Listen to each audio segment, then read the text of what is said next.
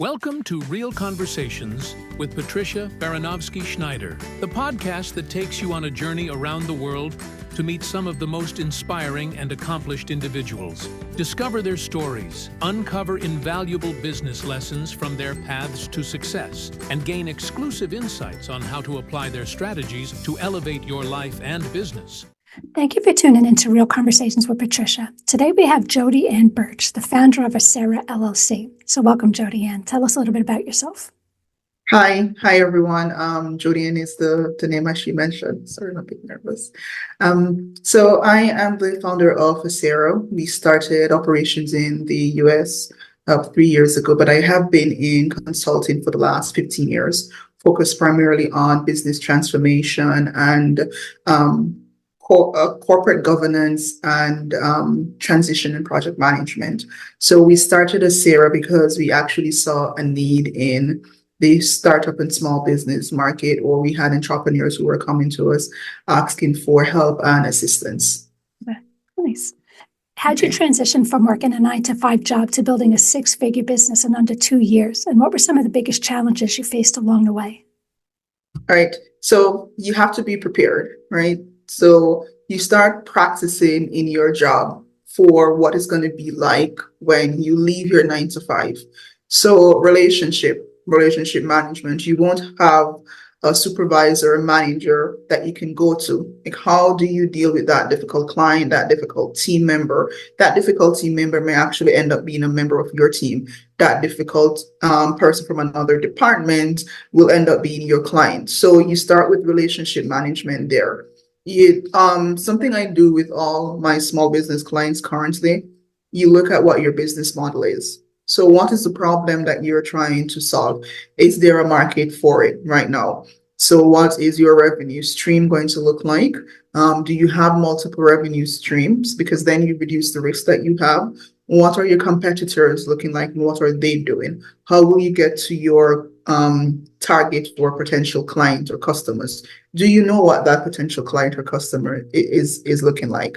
And what are the vendors or partnerships that you need to use? So we call it a business model. Do you know what your business model is? You don't, yes, you're going to have to pivot when you're in business, but you should start by knowing what your business model is. And there is people usually ask people to create a business plan.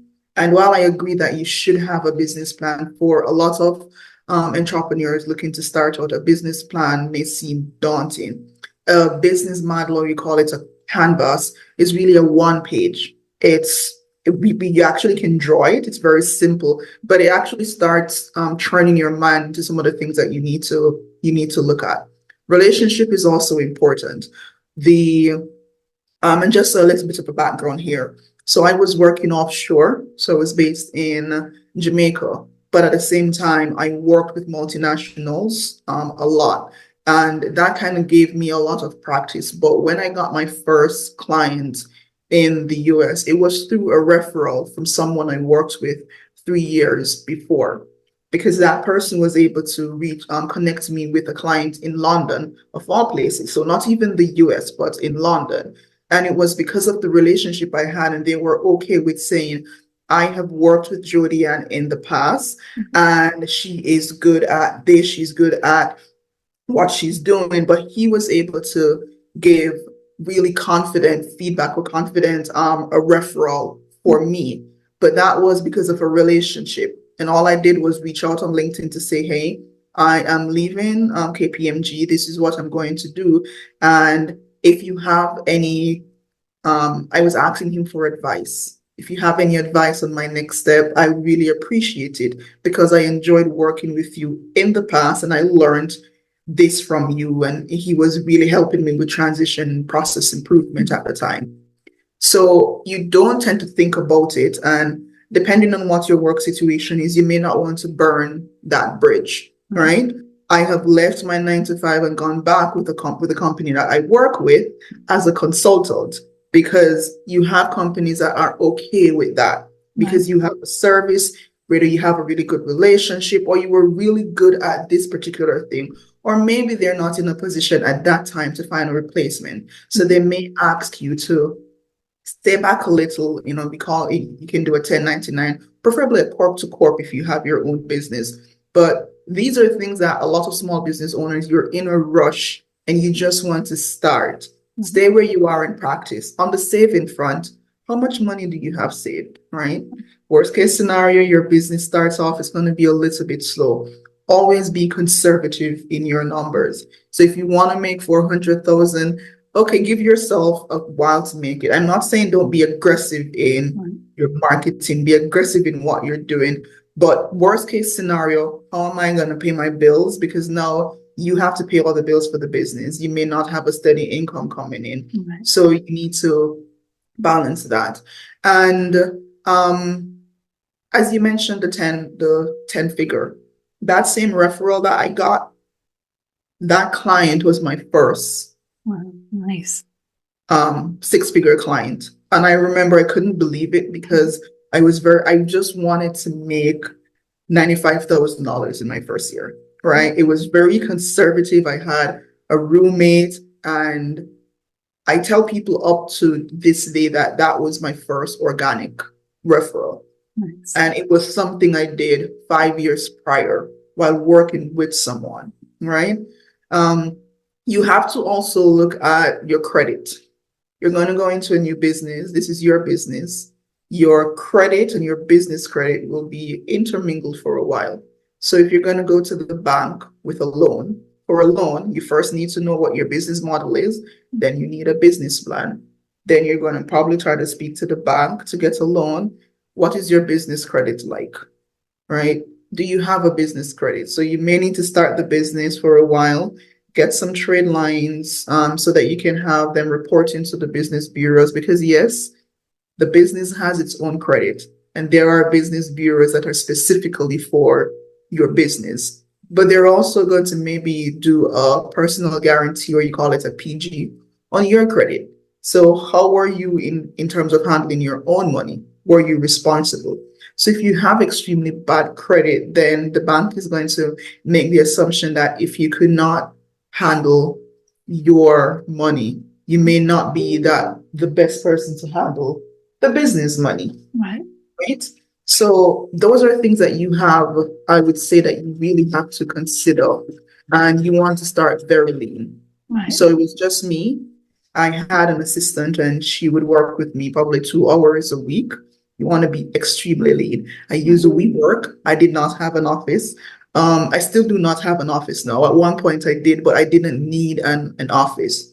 I needed software, I needed my laptop. I didn't need an additional monitor. So you want to be extremely lean with your finances, but you want to be extremely aggressive with your marketing, right? When you meet someone and they ask you what you do, can you explain your business in 30 seconds? Yeah. Right? That's you may not think about it, but you're in, okay, so what are you doing? That's something people ask you maybe in the second or third question. Sometimes they ask you flat, oh, what is it that you're into, depending on where you are. So you want to be lean with your expensive, aggressive with your marketing. You want to make sure that you have really good relationships, and you want to focus on your credit. And these are all areas that I would say that because I focused on those, plus the referral, we broke even at 9 months. Right. Wow. I moved into doing it. And this is coming from someone, and I'm not telling you this as someone who's had a lot of support. No. I came to the US in March. I traveled for work, don't get me wrong. March 2022. March 1st, 2022. Right? And before November of 2022, my business broke even and we were close to 6 figures. I didn't have any credit. So I was starting with absolutely nothing. I had to go to Capital One and discover for my first credit cards, and those were $500, and those were secured credit cards. So I had to start from absolutely zero. And yes, I'm doing a summary of it for the purpose of the podcast here. But these are some of the things now that 3 years later, although 15 years in consulting, but 3 years later, where I actually do help a lot of entrepreneurs with, whether or not you're US based, you're not in the US or you're looking to come to the US. Right. How do you build from nothing and build something that's all scalable but sustainable? Right. No, I mean, that's an incredible story. And you are 100% right with the connections. I mean, I've been doing what I do for 35 years, and I still connect with people that I was working with when I was like 18, 19 years old. And you never know, especially if you're in a specific industry, everybody kind of they branch out slightly, but not that far. So you never know. I mean, the connections are huge. Exactly. They follow you, actually. They really do follow you. Right. Now, you emphasize focusing on processes over passion. So why do you believe processes are the key to sustainable success? And how can entrepreneurs start building efficient ones? So no one likes hearing you have to focus on process. You're passionate about something and you want to go all in. So it's baking, right? You're a baker or you're a project manager. You want to focus on only that. That makes you a subject matter expert in the specific area that you are in. It doesn't mean that your business now has processes to actually support that. So one of the things one of my skill area was actually compliance. So anything from information security to actual business quality, which is an ISO 9001. So I'm an ISO 9001 lead implementer. And do you have proper business processes, right? So processes over passion. The passion has to drive you, but the passion won't be enough. When you start anything, there are going to be days where you get up and you do not want to do it, even though you're passionate about it. Those days you need business processes, and those days you actually need business discipline to move you along, right?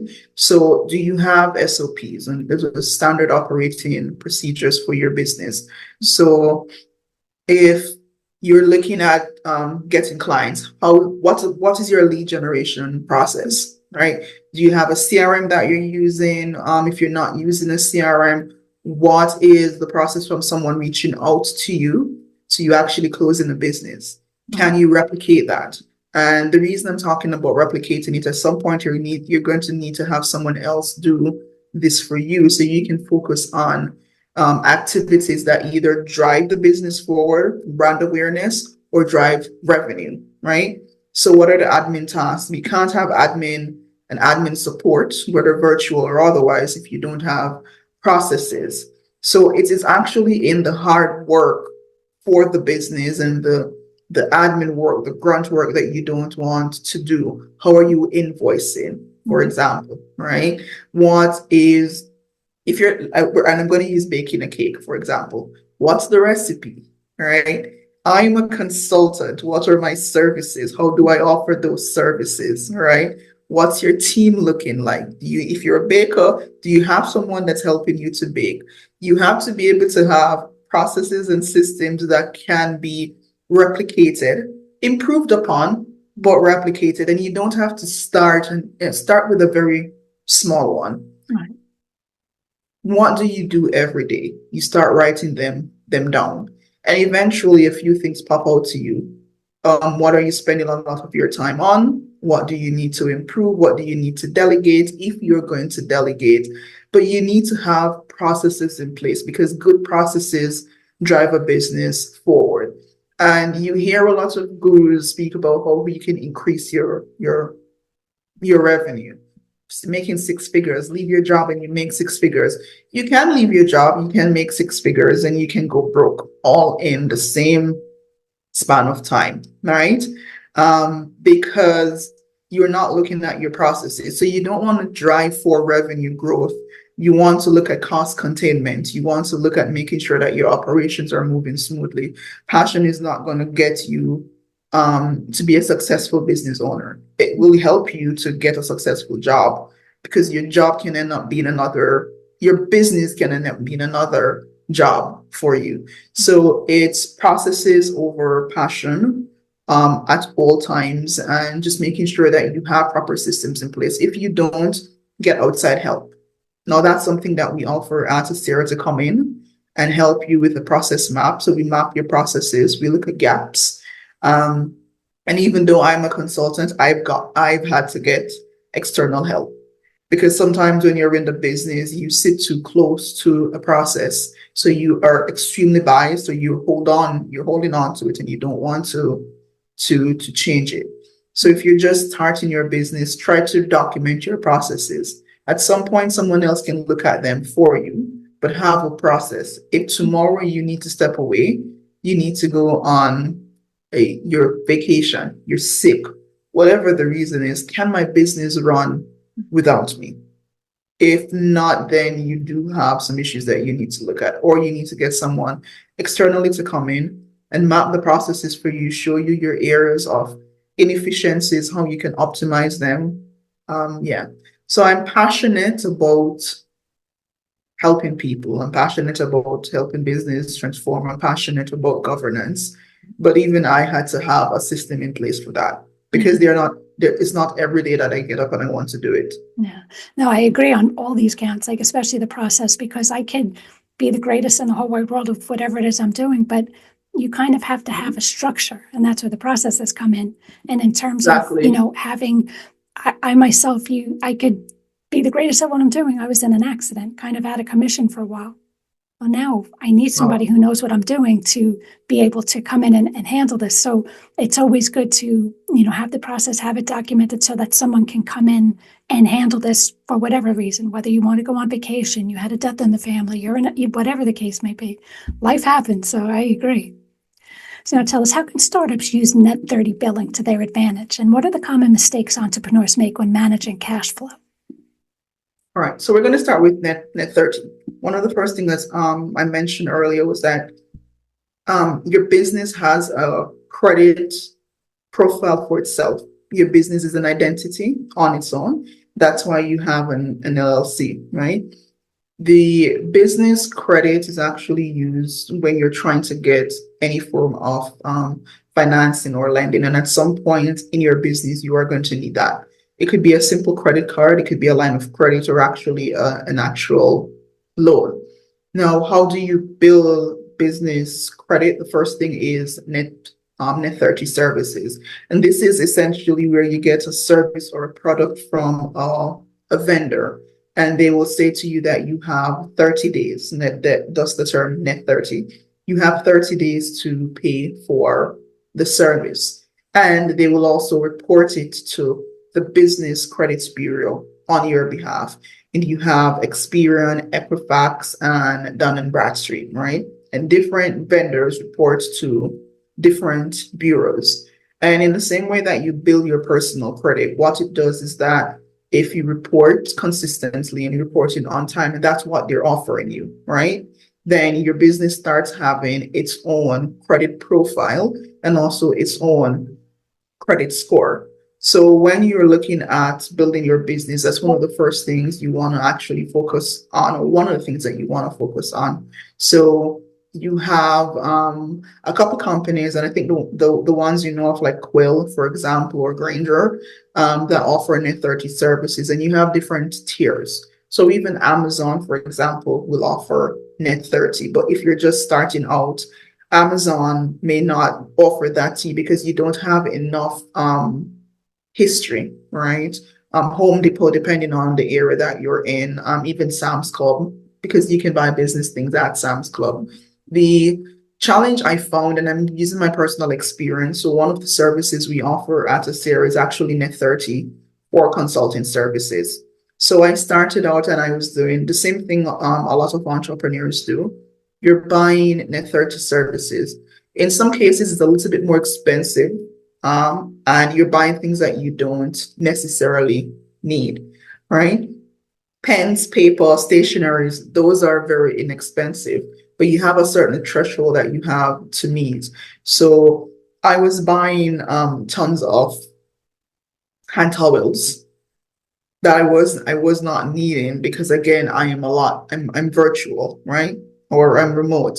And when I looked at it, I was trying to find unique consulting services. When you start, you may need accounting services, right? Those didn't have Net 30 as an offering. And that was very frustrating to me as a new business owner, but as someone who was doing the credit game of trying to build my credit. So last year, after thinking about it, I said, I started offering net 30 to new clients that we had coming in. Right. So we would help, you. So if you wanted a business plan, for example, you would have it reported to your business credit. So a business plan would be 1,500, but we offer maybe a 5,000 trade line for you. So on your credit report, it's going to show that you have a credit trade line of $5,000, for example, Okay. and it's going to be reported each month for you as long as you are a client with us. And if you want business consulting services, so we have standard packages that we offer. So do you want, it could be 6 hours, right? And we are on call for 6 hours, or maybe you just want to have a business maintenance package where we meet with you for each month, 1 hour each month, but you have that's set for the next 3 months, 6 months, or 12 months, but you're guaranteed for support, right? If you want to do market research, we will do the market research for you, right? And we also help with the reporting. So you're able to get services that you need at the same time building your credit. And business credit is going to be important if you want to do anything from a lending perspective. On cash flow management, I did mention some things earlier. Do not spend what you do not need. There is a tendency when you leave your corporate job or you're going into, a business to kind of show that you've made it, right? You need, so you're going to try to get a new car. Does your business need a new car? You're going to try to get an office space. Do you need an office space? You're hiring people, and do you need them? What are they doing? Are they actually contributing to your business revenue, or are they just costs for you, right? So you need to have a bookkeeper at minimum.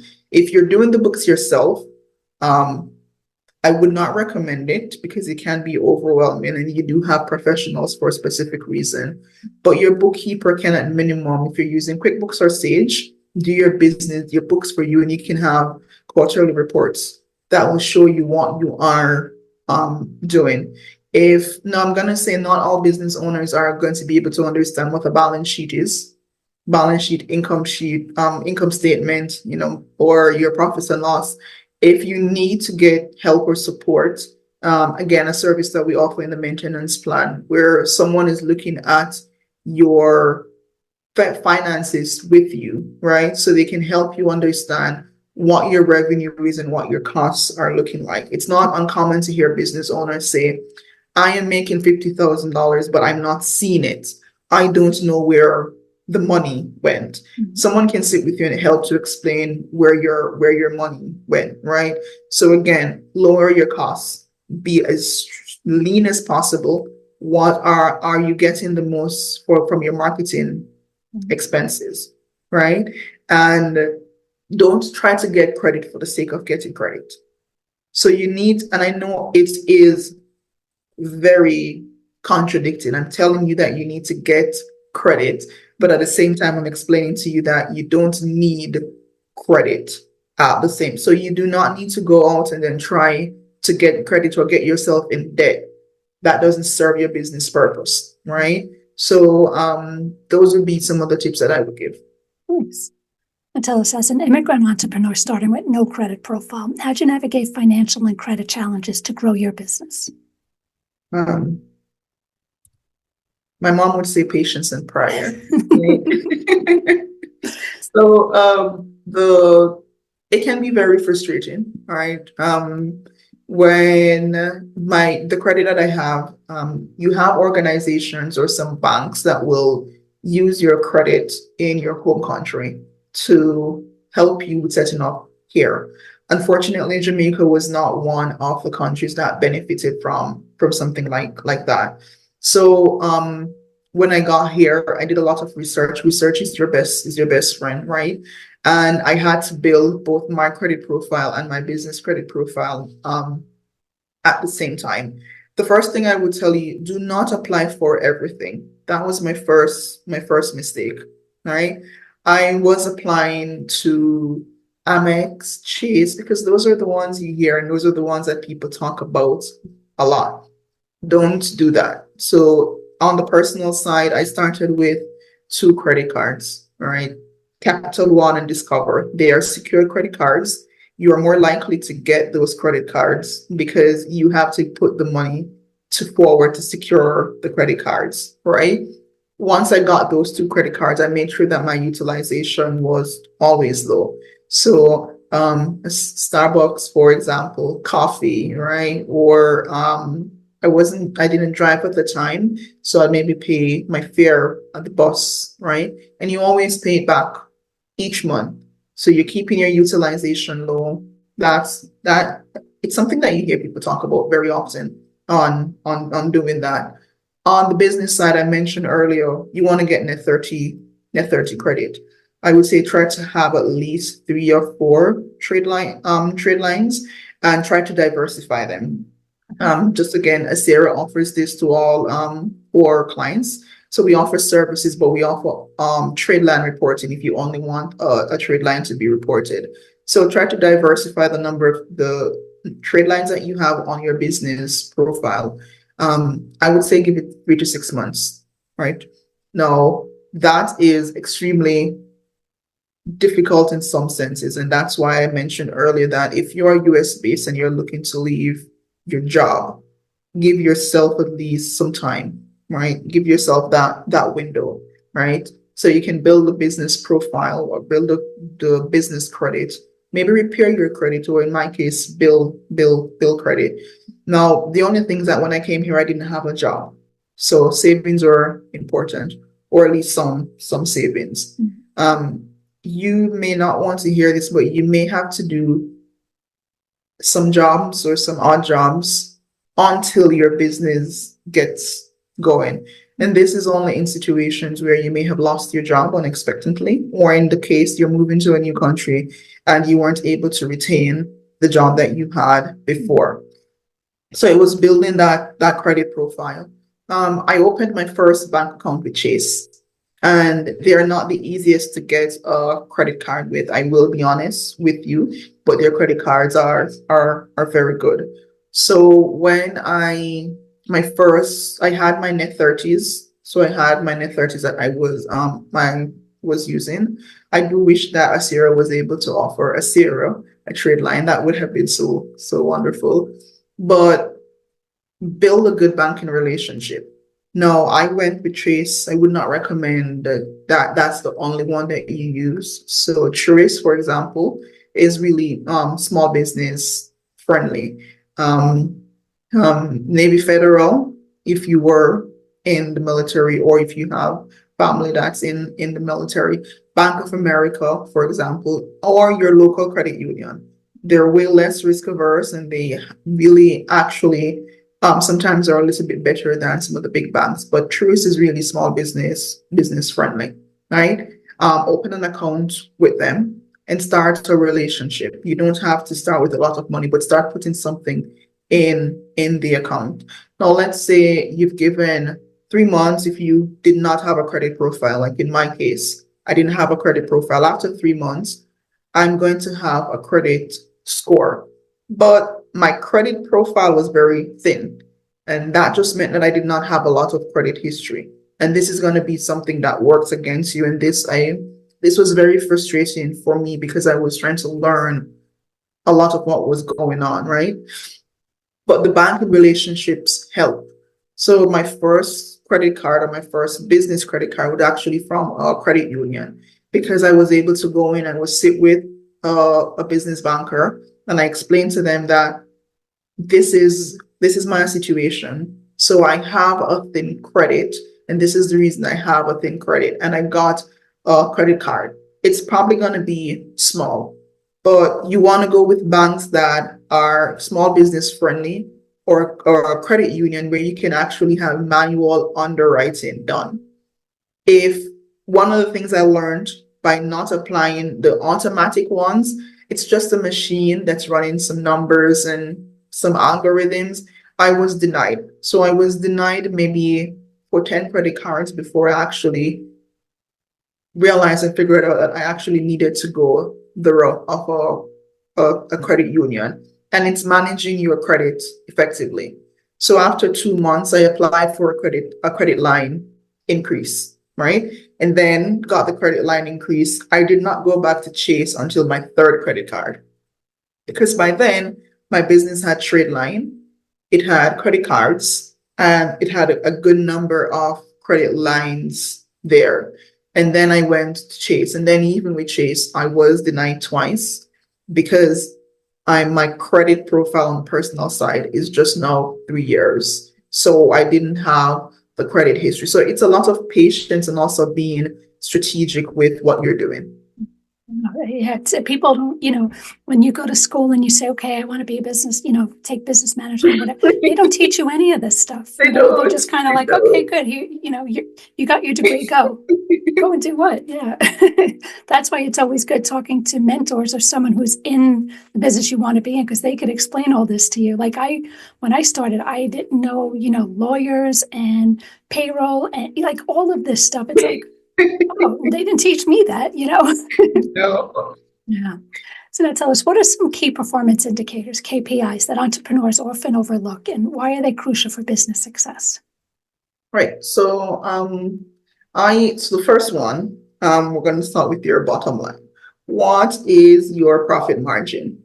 Right.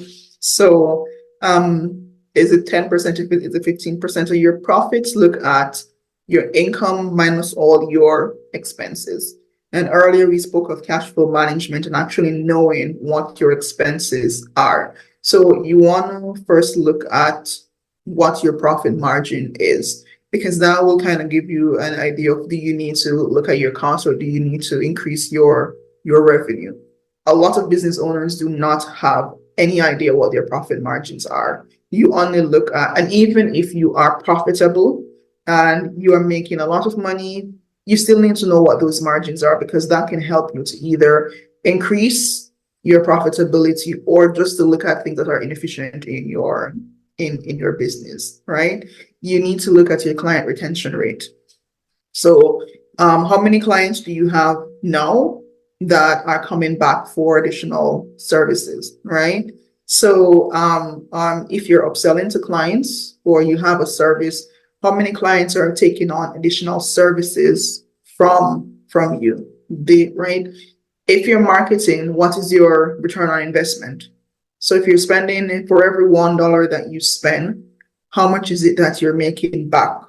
Because you may need to tweak where you're marketing, how you're marketing. And if it's unavoidable, it's really good to know, because these are costs that should be in your expenses, so you can have an idea of your profitability, right?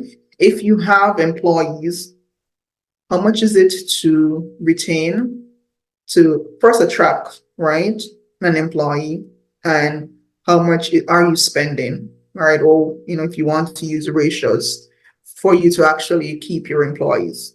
So those are some things that you need to look at. I would say from an operational standpoint, if you do get feedback from clients, what is your client satisfaction score? And I always recommend that people try to get a client satisfaction score.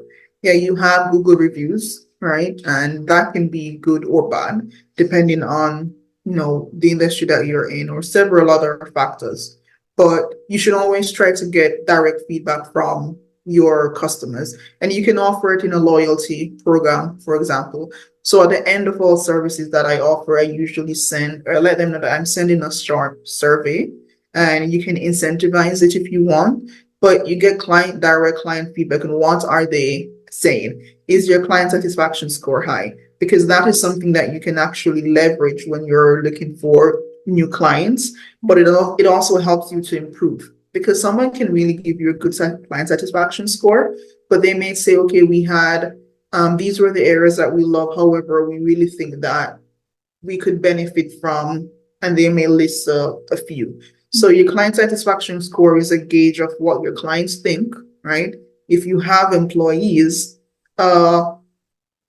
satisfaction score, you're only as good as the employees that you have.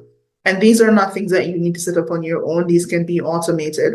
So you can have an annual one that you're sending out. Right. So those are the things that you need to look at. Your financial one, your profit margins. I would say profits, how much you're spending on marketing, and you can go a lot into other different ratios, but let's just keep it simple. What your clients are saying beyond a Google review, because Google reviews are not, they are good, but they are very subjective, right?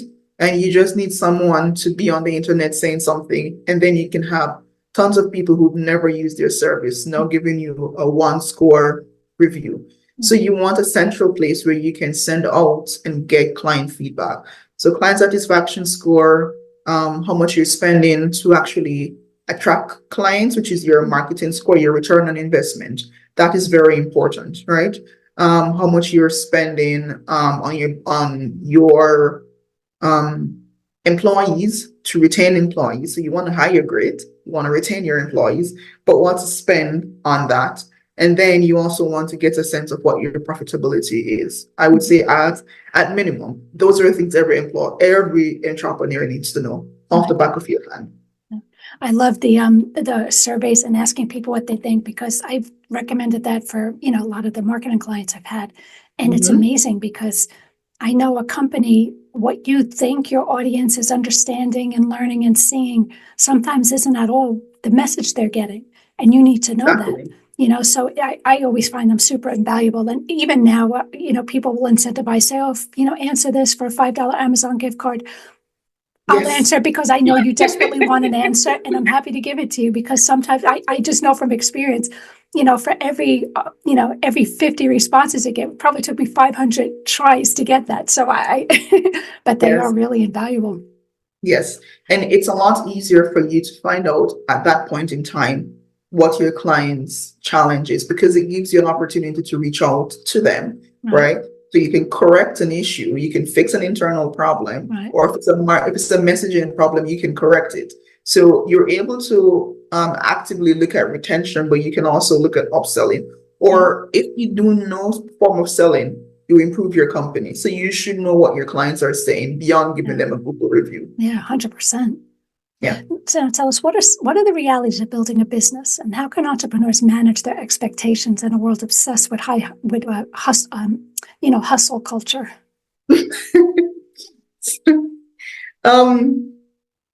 I would say one reality: you're not going to get up every day and like your business. Just I'm as a business, don't get me wrong, I love my business, but that's one reality that you have to look at. It's going to take a lot of discipline, and we don't stress that heavily in the discipline part. What you see in terms of the success, even if it's, my side hustle, it took a lot of work. So it took a lot of time, took a lot of dedication, right? From these individuals. And people don't often share what downsides are. So no one is telling you when they were struggling. No one is explaining to you that maybe they had to mortgage the house, they lost the house, they had to move back in with their parents. You see the glitz of it all, and there's nothing wrong in getting that. And if you're looking at hustle culture, sometimes tells you that you need to have several side hustles, and then you spread yourself too thin. There is benefits in being concentrated. There is benefit in understanding what is the one thing that I do extremely well that I can make money from, or I can monetize, right? And working there and then adding additional services. You will get frustrated, especially starting out, if you spread yourself too thin. And this is something I've had to learn. You will get further if you try to help people, because then you offer value, right? And hustle culture looks a lot at side hustles, not necessarily longevity in a lot of cases, right? So you can get there quickly, but can you stay there? How long will you be able to stay there before you start looking at, okay, I need another side hustle, another gig? If you're looking for longevity in business, you have to be willing to do the things that Others will not want to. So it's going to be some long hours. It's going to be some weekends. That's not saying that you won't have, you talk about work-life balance, but there is going to be a phase in your business that your hours you're going to have to sacrifice something, right? So if you're someone who needs, okay, I'm going to end at 5, you're not working in a job anymore. There is sometimes no ending at 5, but you try to give yourself some balance between my business and my life. And that's important as well. And understanding that if you say, okay, I'm only doing 5 hours a day, you may have to do something a little bit longer, right? So there's always some give and take. And people don't explain how lonely it can be at times. There's not going to be a lot of people who understand what you're doing. Some won't agree. There are going to be people who are happy. Some won't be happy for you. And it can be incredibly lonely. So if you're looking to start a business, or you are an entrepreneur now, you need support. And that support doesn't always have to be friends and family. You have a lot of groups where, whether it be a formal group or just entrepreneurship groups, whether online, where you can go and be around like-minded people. You are going to need help. So you need support, but you're going to need help. Even if you are really good at what it is that you do as a business owner, one of your strengths is actually knowing how to spot really good skill. So you need to know what you're good at, but you also need to know what you're not good at. You need to know what you're good at, but you don't have the time or the bandwidth to do. Because those are two entirely different things. People usually tell you that you need to know what you're good at and what you're not good at. Just because I'm good at QuickBooks, that does not mean I need to do it. Right? If you are charging $100 an hour, $150 an hour, and you just spent 2 hours on QuickBooks, I look at it in that sense. That's $300 there, right? That you could have outsourced to have someone else do it for you. So know what you're good at, and know what it is that you are good at, but you do not have the time and you do not have the bandwidth for. And also that you're going to need help. I'm a consultant. I help businesses. I help small business owners, entrepreneurs. We have large clients, right? So we have clients we call it from inception to maturity. And there's one thing that we all have in common, whether it is my clients or myself, you all need help. So try and get help, whether it is in the form of you need a consultant. Patricia just mentioned you may need a lawyer, because you may be sending out contracts that could be not to your benefit. You may need an accountant. You may need a consultant. So I would say those are some of the realities that you don't get when you're looking at just a hustle culture. It's going to take some time, but 100%. You'll get there. Yeah, nice. Anything else you want to talk about that we didn't already cover? No, I think we covered a lot. Just to say that if you have any questions or anything, that you can reach out. One of the things that we do at Asera is that we love helping people. And I have, from my own stories and even some of my consultants, that we are here to help, and we can help you to set your business up, streamline your business, and also help your business scale. I was going to ask, how can people get a hold of you and learn more about your business? And so we're on LinkedIn, Asera, and we're also on Facebook and Instagram. And you can visit us at aserasolutions.com. Thank you. Well, thanks again for listening to Real Conversations with Patricia. Again, that was Jodi-Ann Birch. So never miss an episode by subscribing to the channel, and be sure to click the bell notification to be notified of upcoming conversations. So thank you again. A great story. Thank you. Thank you for having me.